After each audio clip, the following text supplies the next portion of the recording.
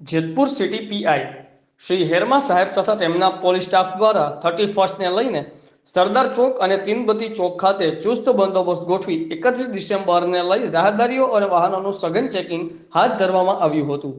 Reporter રવિભાઈ વિંજોડા, આઝાદ media live, Jetpur.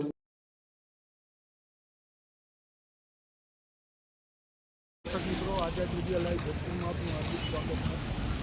અત્યારે 31ને લઈને જેતપુરની અંદર જે સિટી પીઆઈ હેરમા સાહેબ દ્વારા જે ચેકિંગ હાથ ધરવામાં આવ્યું છે એના લાઈવ દ્રશ્યો આપ આઝાદ મીડિયા લાઈવ ન્યૂઝના માધ્યમથી નિહાળી શકો છો।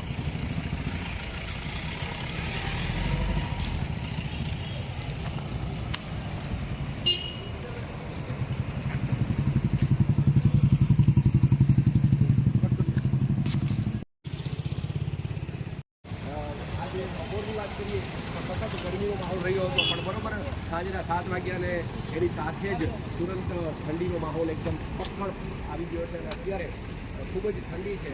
આમ છતાં ઠંડીના માહોલમાં જેતપુર શહેર પોલીસ સ્ટેશનના તમામ કર્મચારીઓ, એએસઆઈ, જમાદાર, પીએસઆઈ અને ખુદ પીઆઈ યાની કે ખુદ ગબ્બર અત્યારે પોતે ચેકિંગ કરી રહ્યા છે। એક ચીજ દરેક વાહનોની બ્રેકીઓ તપાસવામાં આવી રહી છે, દરેકની સીટોની નીચે જે કંઈ પણ છે એમને પણ ચેક કરવામાં આવી રહ્યું છે।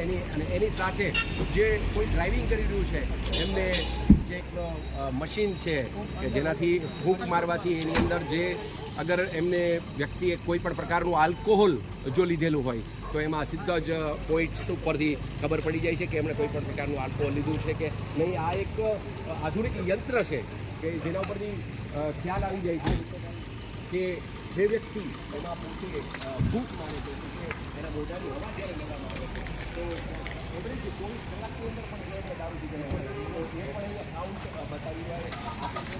અત્યારે મોટાભાગની એ કે જેટલી પણ ગાડીઓ આવે છે દરેક ગાડીની અંદર ખાસ કરીને 31 ડિસેમ્બરે જે એકડ લોકો છે અને જે બીજાની શાંતિને જોડે। આજે 31મી ડિસેમ્બર છે અને નવા વર્ષની સાથે સાથે ઉજવણી પણ લોકો કરતા હોય છે, જેના અનુસંધાન આપણે જોઈએ છે કે બધા લોકો ફરવા જતા હોય છે। ત્યાં ઘણીવાર આપણે જોઈએ છે કે દારૂનું સેવન કરીને ઓવર સ્પીડમાં ગાડી લઈને નીકળતા હોય છે, તેના હિસાબે ઘણીવાર એક્સિડન્ટના પણ બનાવો બનતા હોય છે। એક્સિડન્ટ થવાના હિસાબે ઘણી માનવ જિંદગી પણ જોખવાતી હોય છે। તેના હિસાબે આવું કોઈ બનાવ ન બને કે કોઈ વ્યક્તિને ઈજા કે હાનિ ન પહોંચે તથા કોઈ પૂજેલા કોઈ ન નીકળે તેના માટે જેતપુર સિટી પોલીસ દ્વારા દરેક પોઈન્ટ ઉપર ચેકિંગ પોઈન્ટ રાખેલા છે અને ચેક કરી કોઈ એવો કોઈ પીધેલો કોઈ મળી આવે તો તેના કાયદેસરની કાર્યવાહી કરવા નોંધ રાખેલ